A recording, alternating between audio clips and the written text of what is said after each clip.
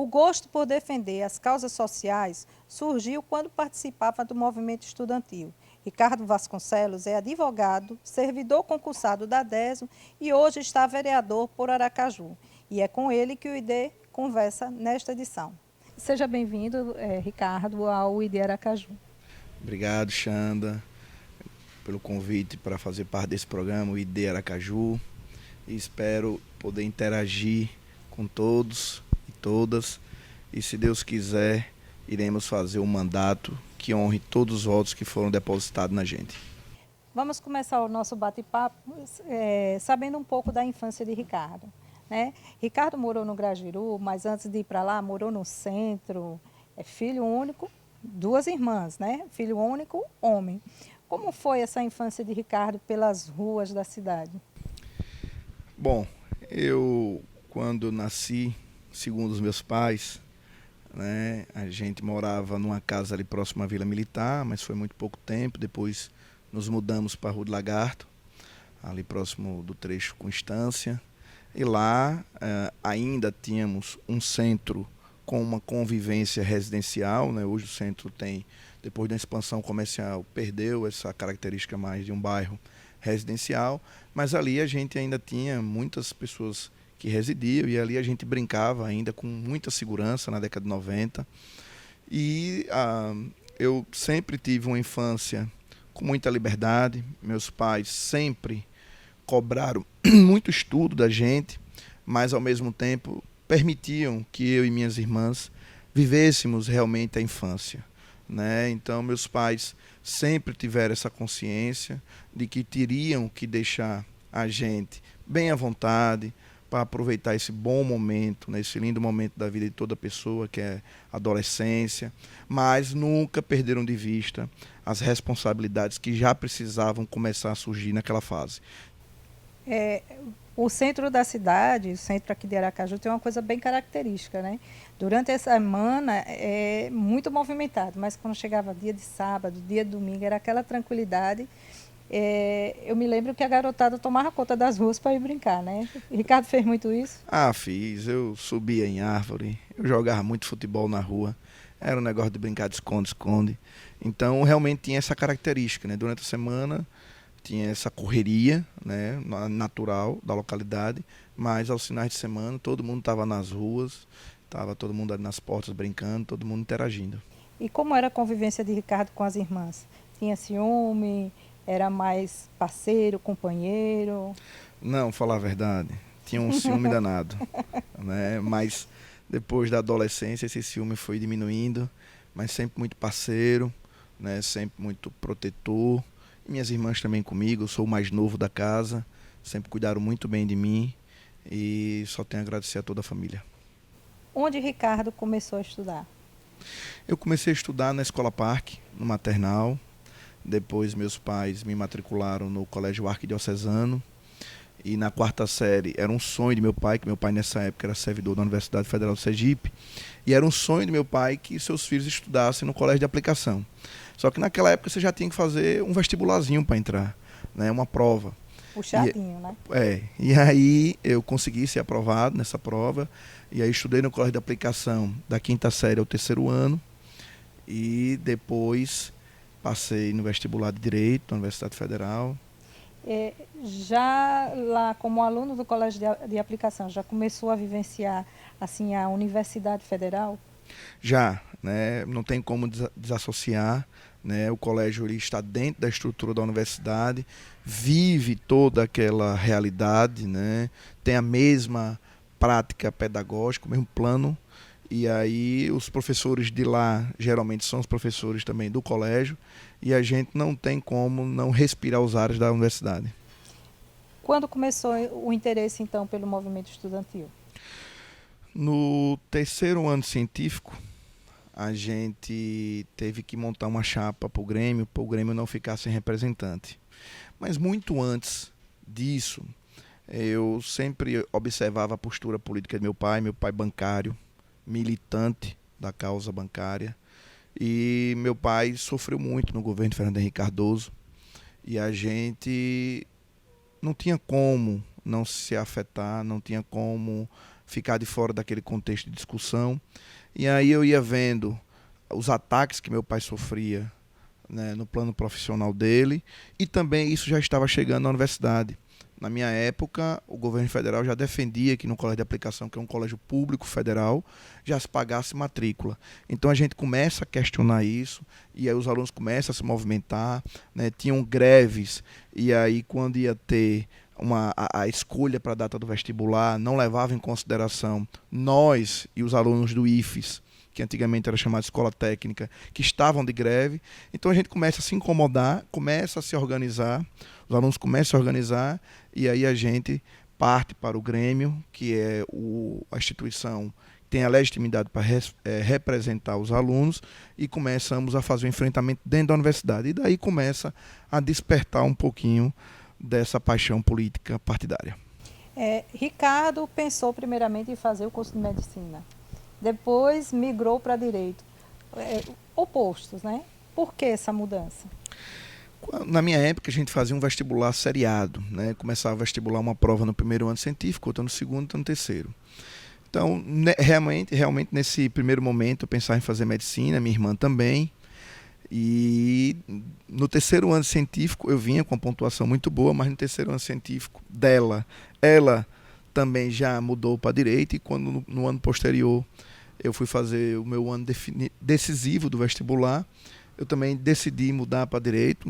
Nem sei explicar o que foi, não foi influência dos meus pais sempre deixaram a gente muito à vontade, mas houve essa mudança, e graças a Deus eu tenho certeza que foi a profissão mais certa que eu escolhi para minha vida. E como foi que Ricardo entrou na DESO? Tem quanto tempo já? Eu entrei na DESO num concurso que foi feito no ano de 2003. Eu estava no início do terceiro ano científico. Fiz a prova porque um primo meu me inscreveu, né? E aí, naquele mesmo ano, conseguimos obter a aprovação. Depois, em 2005 para 2006, eu fui convocado, né? Então, já estou na DESO há 15 anos. Muito satisfeito por fazer parte dos quadros daquela empresa. E a gente também traz alguns depoimentos, né, de pessoas ligadas ao vereador, que fala quem é Ricardo Vasconcelos, né? Gostaria que o senhor ouvisse aqui, né, o Herder. Bom, falar do Ricardo é muito massa, muito engraçado, porque assim, a gente se conheceu jogando bola, né? Obviamente eu sou muito melhor do que ele no futebol. Brincadeira. A gente se conheceu jogando bola, e aquela disputa toda, né, do futebol e tal. Só que ele é uma pessoa ele tem um coração muito grande, né? E aí foi o Ricardo que me convenceu, por exemplo, a ser candidato a vereador, e ele também era candidato. E aí teve uma situação muito engraçada, eu estava ajudando ele uma vez gravando vídeo, né, o vídeo dele de campanha, e aí ele estava lá, terminou de gravar, tinha um cara olhando pra gente, aí ele chegou pro cara e perguntou: você vota aqui em Aracaju? A gente tava gravando com Aracaju no fundo, né, aqui na Barra dos Coqueiros, na verdade. Aí ele perguntou: você vota lá em Aracaju ou você vota aqui na Barra? Não, eu voto em Aracaju. Ele: esse meu amigo aqui é candidato. Aí o cara falou: mas não era você que tava gravando o vídeo? Não, mas vote nele, ele é um cara bom, um cara de gente boa. Pra você ver, é o cara que tudo que ele tem, assim, dele, ele acaba dividindo com todo mundo. É muito difícil ele dizer um não pra você. Ele tem um coração enorme, assim, é um dos amigos mais legais que eu tenho. A gente discute, e é um cara bom de discussão, assim. Tudo que a gente... Ele sempre dá os argumentos dele, ele sabe ouvir muito o que a gente tem pra falar, mas é um cara que discute, ele é tão carismático que acaba te convencendo, assim, sabe? Hoje a gente é do mesmo partido, a gente é colega de trabalho, trabalha lá no mandato com ele, né, na comunicação, e é isso, é dialética, né, o exercício da dialética. Ele fala, eu falo, a gente escuta e tal, e acaba sendo muito essa parceria, é muito alegre, assim, sabe? Trabalhar com ele, enfim, trabalhar nesse projeto de vida melhor para a cidade. E é isso, valeu, Ricardinho. O Herder realmente é como vocês viram, foi um amigo que eu conheci jogando futebol, me dava uma dor de cabeça danada, porque ele era um poste lá na frente, só queria receber a bola no pé para fazer o gol. Todos corriam e ele ficava na zona de conforto. Mas realmente é uma grande figura, é uma pessoa muito preocupada com as questões sociais, não só da nossa cidade, como do Brasil como um todo. É um ser humano ímpar, e hoje eu tomei a decisão mais correta da minha vida, de convidá-lo para fazer parte do meu mandato, porque ele me ajuda a ter esse olhar mais sensível, né? Nunca perdendo de vista as nossas causas, os nossos valores, e eu tenho certeza que ele também vai longe, tem um futuro brilhante pela frente. Tá bom. A gente está chegando ao final desse nosso primeiro bloco. A gente retorna já já, hoje conversando com o vereador Ricardo Vasconcelos.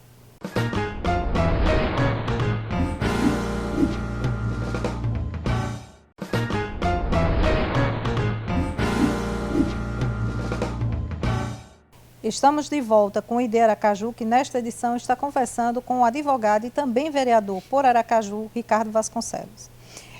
Vereador, como advogado, quais são as áreas de atuação assim, de Ricardo Vasconcelos? Desde quando eu me formei na Universidade Federal, um mês logo em seguida eu peguei minha carteira da ordem, já tinha causas para eu começar a patrocinar, mas sempre minha advocacia foi pelo autor, pelo lado do autor. Nunca defendi causas que eu nunca concordava, tá? E eu sempre procurei, através dos meus processos, também fazer a justiça social. Eu orientava não só os meus clientes, como também procurava, através daquele instrumento, criar uma nova cultura no Poder Judiciário. Acho que consegui demover algumas ideias e, ao mesmo tempo, obter o resultado esperado, que era não só conseguir concretizar o direito dos meus clientes, mas também imprimir um caráter pedagógico em toda sentença que eu obtive, na verdade. Então, a advocacia, para mim, ela não é só uma profissão que eu posso tirar o meu sustento, ouvir a satisfazer as pessoas, corresponder às expectativas e à confiança que foi depositada. É uma profissão que realmente nós podemos também mudar a sociedade, e de verdade. Então, Ricardo faz essa reflexão. Atua, mas também na base da sinceridade, Isso. Né, da honestidade, da igualdade, da defesa realmente daquilo que ele traz na história dele como de caráter. Isso. Tudo na vida a gente tem que pautar pela verdade, né? Óbvio que num processo, às vezes, a gente pega algo mais delicado e que a gente tem que fazer uma defesa mais contundente, mas mentira tem perna curta em tudo na vida e no processo também. Então não adianta você querer deturpar os fatos, criar versões que não condizem com a realidade, porque mais cedo ou mais tarde aquilo vai ser desvendado. E o resultado pode ser muito pior. Então é melhor você sempre se pautar pela lealdade processual, você sempre ser claro, objetivo, direto, e pedir ao Poder Judiciário, né, suplicar ao juiz que, se o seu cliente estava errado, que pelo menos ele compreenda as razões do erro e que possa, né, imprimir uma sentença, um comando judicial o menos danoso possível. Mas é como eu te disse, né, minhas causas elas sempre foram mais na ofensiva, né, buscando concretizar os direitos das pessoas. E para mim isso sempre foi muito gratificante, porque você via que as pessoas estavam ali, né, depositando às vezes a vida dela nas suas mãos, é um patrimônio que está em jogo, né, é uma aposentadoria, né, é um divórcio, de uma situação que alguém está querendo se aproveitar, e você tenta ali dar o seu melhor e também corresponder às expectativas da melhor forma possível.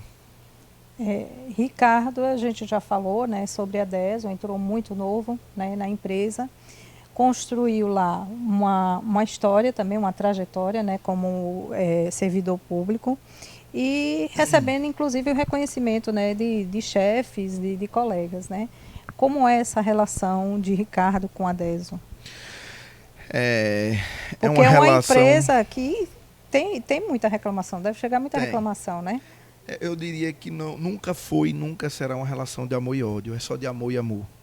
A DESO, eu aprendi a reconhecer a sua função social não só entre quatro paredes, lá dentro da sede da empresa, mas quando você vai para a rua e vê a importância da água na vida das pessoas, quando você vê o transtorno que é causado quando uma pessoa falta água, né, tem uma falta d'água, ou até mesmo tem a suspensão do fornecimento por causa de condições financeiras. Então, eu ali naquela empresa, por muito tempo, eu fui o coordenador de um juizado chamado Juizado Expresso no Tribunal de Justiça, e que eu ficava dentro do tribunal recebendo todos os processos e tentando dar uma solução mais rápido possível no curto espaço de tempo.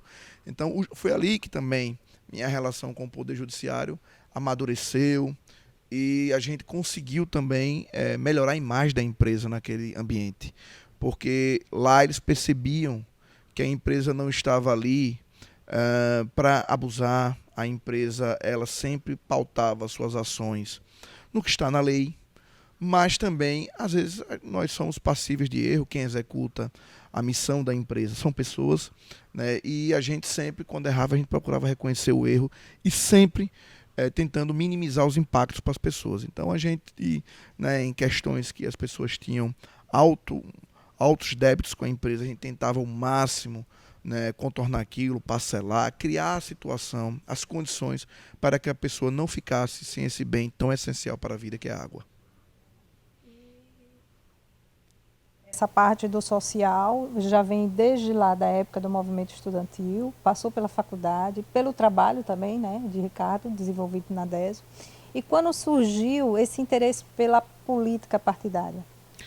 Eu também, na minha advocacia, eu me envolvi um pouco com o direito eleitoral. E aí você começa também a advogar para pessoas que têm mandato e de uma forma ou de outra você acaba se envolvendo com a política. Então, eu não posso esconder que essa paixão ela despertou, né, mais dentro de casa, através do meu pai, que sempre foi uma pessoa muito combativa com as injustiças que ele sofria na Caixa Econômica Federal durante o governo de Fernando Henrique Cardoso. E todos nós, até minhas irmãs, né, acabaram se tornando muito políticas, né, pessoas muito conscientes, que questionavam tudo, que debatiam, procuravam sempre ouvir os dois lados da moeda, né, encontrar as duas versões para poder sempre confrontar e chegar até a verdade. E a paixão pela política em si, por um mandato, nunca houve. Eu nunca me imaginei exercendo um mandato. Mas a partir do momento que a gente está ali ajudando um amigo, que a gente sempre está pedindo voto para as pessoas na rua, e muitas outras vezes você vê que depois as pessoas te decepcionam, você só tem duas saídas. Ou você fica nos bastidores ainda apostando em alguém, ou você vai pegar a caneta e tentar fazer a diferença. Antes de ser vereador, Ricardo já atuava no campo político, né? Sim. Tanto assessorando, pelo que você disse, políticos, né? Também com conquistas, né? Soube que trouxe conquistas, inclusive, para o hospital universitário. Isso. Eu nunca tive cargo em comissão, nunca fui nomeado para nada no governo do estado, sempre trabalhei na DESO.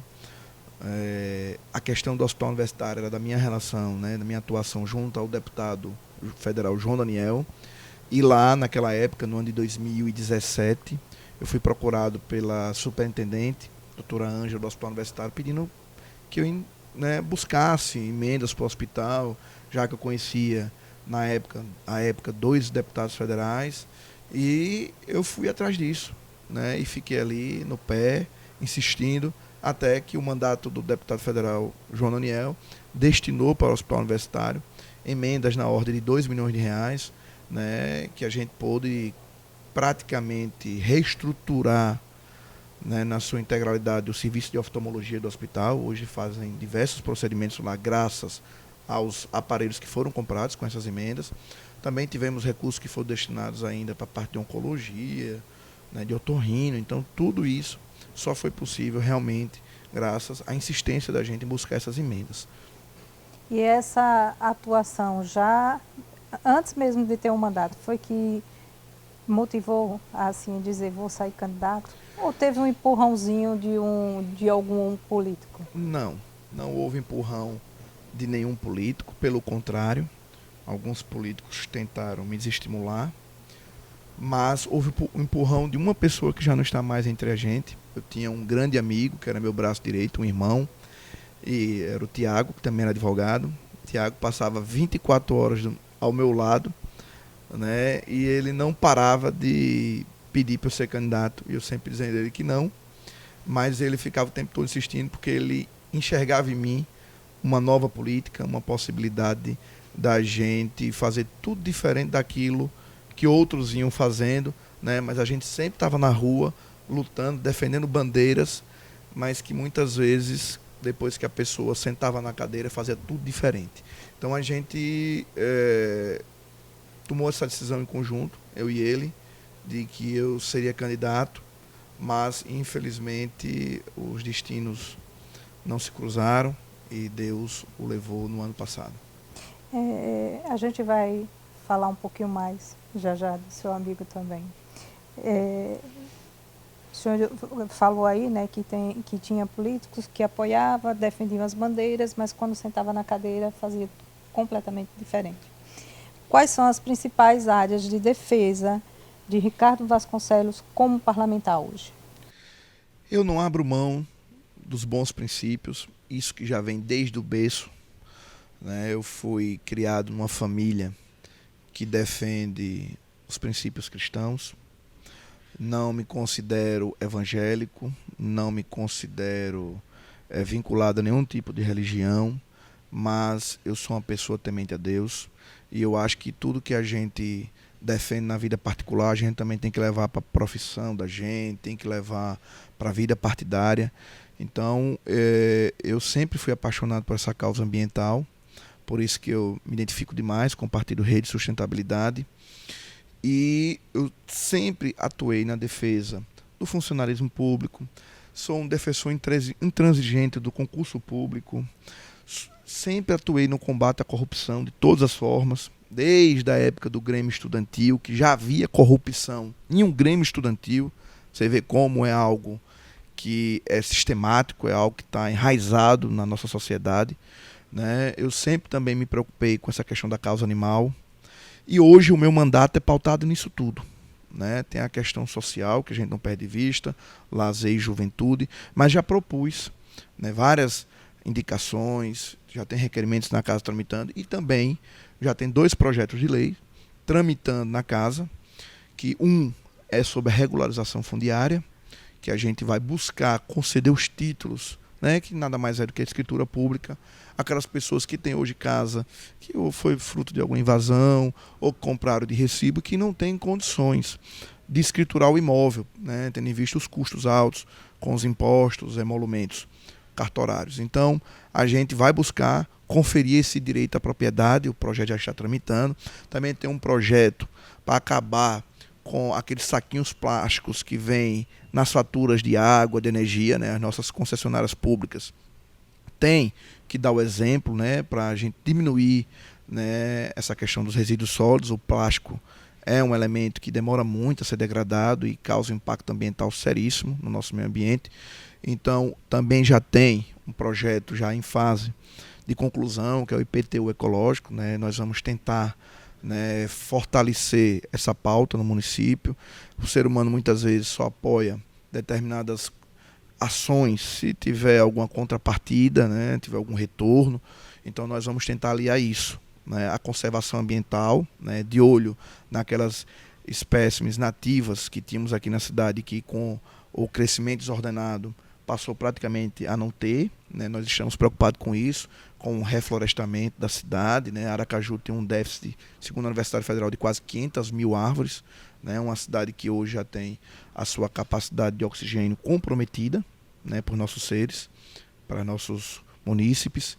Então a gente está atento a tudo isso. Eu disse que a gente ia falar um pouco do amigo, né, que o estimulou, né? E vai ser na palavra da sua comadre, né?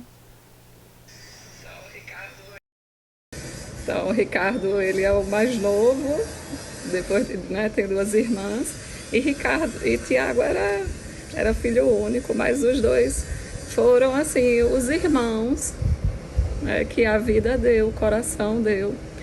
Não eram irmãos de sangue, de fato, mas eram irmãos, assim, de uma parceria, de uma amizade sincera e genuína, assim, muito bonita. E eu, graças a Deus, através de Tiago, tive a oportunidade de conhecer você, Ricardo. Uma pessoa maravilhosa. Ricardo é uma pessoa, assim, que quem conhece, né, sabe da amizade verdadeira, do caráter, né? Da pessoa humilde, sincera, da pessoa que de boa índole, sabe, que você é. Eu lhe admiro muito, você sabe disso. Então, assim, eu não tenho não só um amigo que eu posso contar todas as horas. No momento que, assim, eu, minha família, a gente mais precisou, você disse, não, Elane, me dê aqui, eu vou resolver tudo. Né? Então, assim, eu sei que você é uma pessoa para contar em todas as horas, um amigo, um parceiro, um irmão, né? E eu sei que Tiago tá feliz por a gente dar essa homenagem a você. E quando a gente teve a nossa filhinha, né, Ana Laura, então a gente não pensou em outra pessoa, só você podia ser o padrinho dela, né? Então eu sei que Tiago tá aqui representado, né? E assim, ele lhe ama e a gente te ama também. E você é uma pessoa maravilhosa, merece tudo de bom, tudo de bom. Te amamos. Dá até pra gente se emocionar, viu? Mas, Elane, muito obrigado pelas palavras. Realmente, essa situação de Tiago foi algo que mexeu muito comigo ano passado. Até pensei em desistir da candidatura, mas eu sabia que essa não era a vontade dele, né? Tiago, do nada, apareceu com alguns sintomas que ninguém conseguia fechar o diagnóstico. E foi bem no início da pandemia do ano passado, né? Então ele teve muita dificuldade de ir para hospitais, para encontrar clínicas abertas. E o quadro foi se agravando e, infelizmente, no mês de junho do ano passado, descobriram que ele estava com a leucemia aguda. E ele tentou fazer rapidamente o tratamento voltado para a leucemia, mas no dia 24 de julho ele veio a falecer, né? Bem no início da minha pré-campanha. E eu tive que me reinventar, porque ele realmente é como a esposa dele acabou de afirmar, ele era meu pulmão, meu braço e até uma parte das minhas pernas, tudo. Tiago caminhava 24 horas comigo, trabalhava comigo, mas a gente tem que procurar entender os propósitos de Deus em nossas vidas. E 2020 foi um ano realmente de aprendizado e atípico, né? Eu acho que para toda a humanidade, né? Isso. Então a gente vendo várias pessoas morrendo, né, passando enormes dificuldades, mas às vezes a gente acha que não vai chegar na gente, né? Então chegou em mim, graças a Deus na minha família não tive outras perdas, mas essa foi uma como se fosse de um irmão, né? Tiago realmente, como foi dito, não era meu irmão biológico, mas era como se fosse um sentimento muito forte. Mas graças a Deus eu consegui me manter firme no propósito e espero poder também fazer agora um papel de um tio ou de um quase pai para a filha dele. A gente está encerrando esse segundo bloco, a gente ainda retorna com a nossa entrevista. Só esclarecendo a quem nos acompanha em casa que aqui nós estamos mantendo todos os protocolos de segurança, material higienizado, distanciamento, para que não haja nenhuma contaminação, né? Que a gente não sabe, o vírus é invisível, né? Que não haja nenhuma contaminação através da Covid. E a gente retorna já já, hoje conversando com o Ricardo Vasconcelos.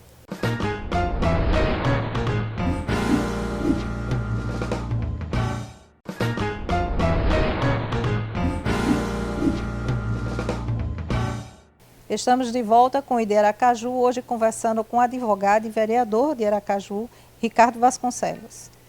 Ricardo, vamos falar agora de família, né? Ricardo veio de uma família que era filho homem único, 2 irmãs, o mais novo, né? Como era todo esse entrosamento em casa, a relação com os pais? Vamos retomar isso que a gente iniciou lá no primeiro bloco. Eu tenho muito orgulho de ser filho de quem eu sou.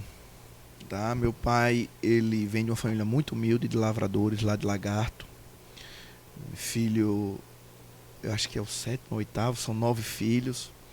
E meu pai concluiu o ensino fundamental dele na roça, tá? Numa rodinha embaixo de um coqueiro, porque ainda não tinha estrutura lá no povoado dele.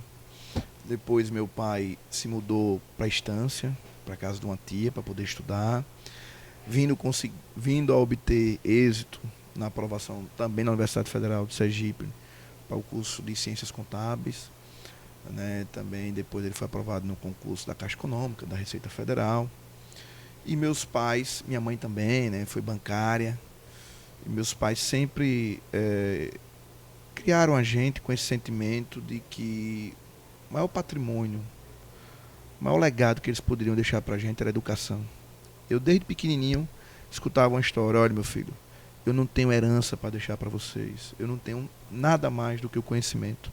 Então, a gente, desde pequenininho, tinha o direito a brincar, tinha direito a lazer, mas era muito cobrado nos estudos. Eu agradeço muito a meu pai por ele ter cobrado muito da gente, porque às vezes a gente não cobra para não incomodar o filho, para não chatear, mas lá na frente pode ser muito pior.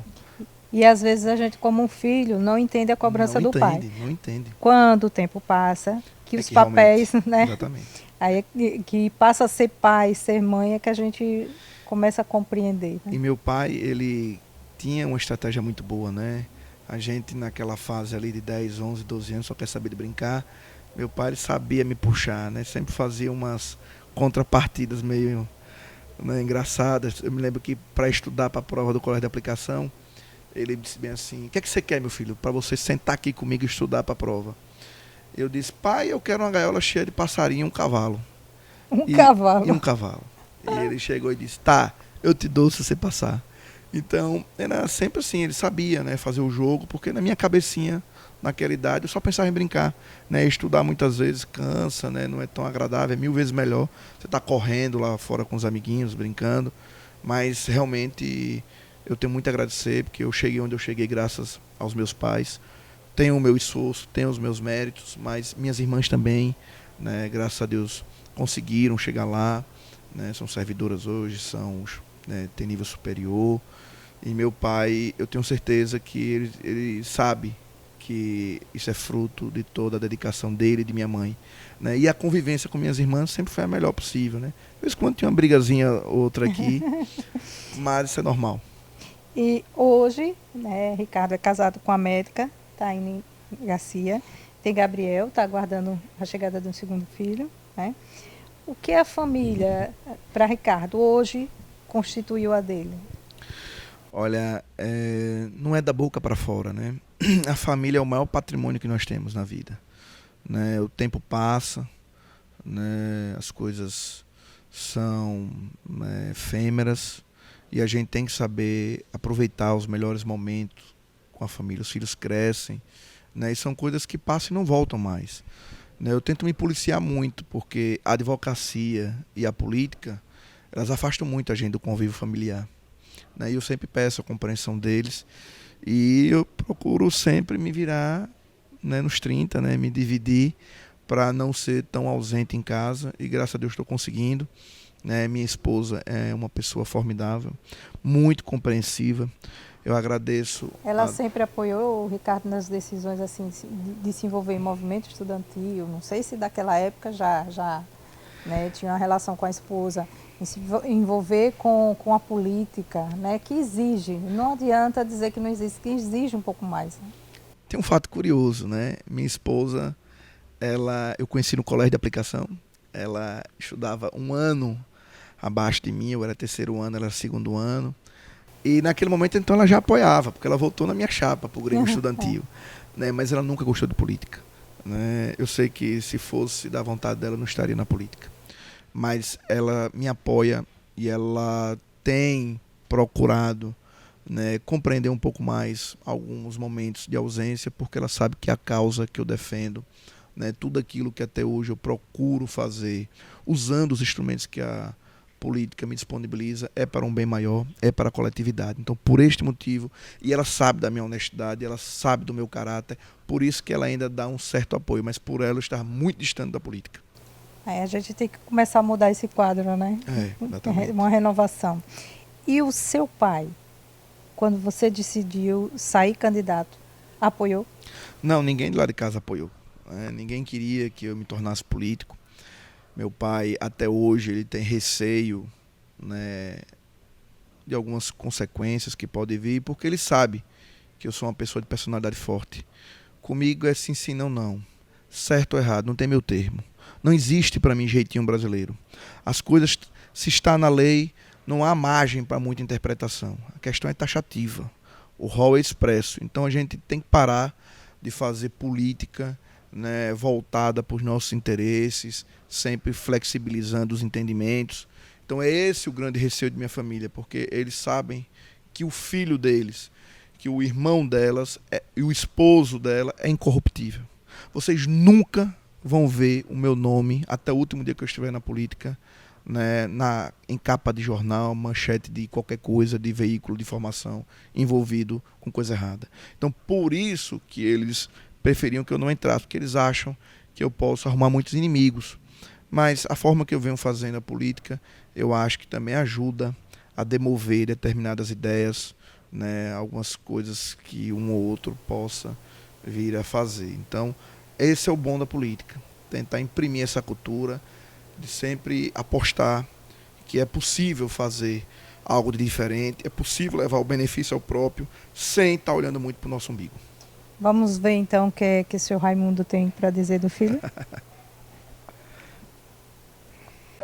Falar de Ricardo Vasconcelos é algo muito gratificante para mim. Esse meu filho, que se tornou um valoroso advogado, sempre conquistou tudo com seus méritos, ingressou no colégio de aplicação aos 10 anos e na Universidade Federal de Sergipe, conseguindo ser aprovado no curso de Direito. Agora se torna um vereador da nossa capital com grande responsabilidade de fiscalizar as ações e olhar para os menos favorecidos. Meu filho, continue sendo esse pai que você é, preocupado com os menos favorecidos, e que Deus lhe ilumine na sua jornada de trabalho na Câmara de Vereadores. Um beijo do seu pai, Raimundo da Silva. Também mando um beijo pro senhor, meu pai, e saiba que eu nada mais sou de tudo aquilo que o senhor cultivou ao longo dos anos, né? Eu sempre digo que os filhos, não adianta dizer, quando são muito bem cuidados, que são criados no ambiente familiar, eles são os reflexos dos seus pais, né? E eu tento dar esse amor incondicional, eu tento dar todo esse carinho, né? Melhores dias como o senhor buscou para a nossa família, né? Então, muito obrigado pelas palavras e saiba que eu também nunca irei decepcionar a nossa família. Ricardo se considera um político da nova geração? Me considero e avalio que a Câmara de Vereadores, com essa renovação, ela vai conseguir dar uma resposta muito melhor para a sociedade, com proposituras muito mais efetivas, e eu espero que ao final dos 4 anos a gente possa trazer um balanço muito diferente do que já veio acontecendo ao longo dos últimos anos. E qual mensagem de incentivo Ricardo deixaria para a juventude? É preciso acreditar, né? Nós precisamos imprimir as nossas ações, né? A juventude no Brasil, ela sempre foi a força motriz para todas as revoluções. Eu acho que nós precisamos também pautar nossas ações com os pés no chão, né? É algo natural das pessoas mais novas, a emoção, mas também nós temos bons jovens já preparados para ocupar bons cargos, né, no nosso país, no nosso estado, na nossa cidade. Eu conheço muitos jovens de menos de 30 anos que teriam até condições de ser um prefeito da capital. Então, eu só tenho a dizer palavras de estímulo, tá? Que vocês acreditem, assim como eu acreditei, né? E que é importantíssimo que pessoas novas, com novas ideias, né, que não estejam já com alguns vícios, passem a ocupar os espaços para a gente ir realmente atingindo os objetivos que estão postos na lei, né, que é promover um bem-estar social, garantir os direitos constitucionais e que todos aqueles que precisam do poder público realmente se sintam amparados. Então, só com a renovação política a gente vai poder chegar lá. Eu gostaria de agradecer em nome de toda a equipe da TV Câmara a participação de Ricardo Vasconcelos hoje aqui no ID Aracaju. Xanda, eu que tenho que agradecer pela entrevista, pelo profissional brilhante que você é, eu já conheço sua história aqui também na cidade. Tá? Muito obrigado por essa oportunidade de estar aqui falando com os nossos telespectadores, não só do programa, como também da Câmara. E espero também poder participar em outras oportunidades. Tá? Estarei sempre à disposição de vocês e, se Deus quiser, estaremos já livres dessa Covid, né? E peço a vocês que vocês se cuidem, né? Ouçam as recomendações sanitárias, não dê chance para esse vírus que vem destruindo as famílias. Tá? Então, saúde para vocês no ano 2021. Nosso mandato está à disposição de toda a sociedade aracajuana e contem comigo. Obrigada. Obrigado. O ID Aracaju hoje conversou com Ricardo Vasconcelos. Estamos chegando ao fim. Voltamos na próxima semana com mais uma entrevista inspiradora. Até lá.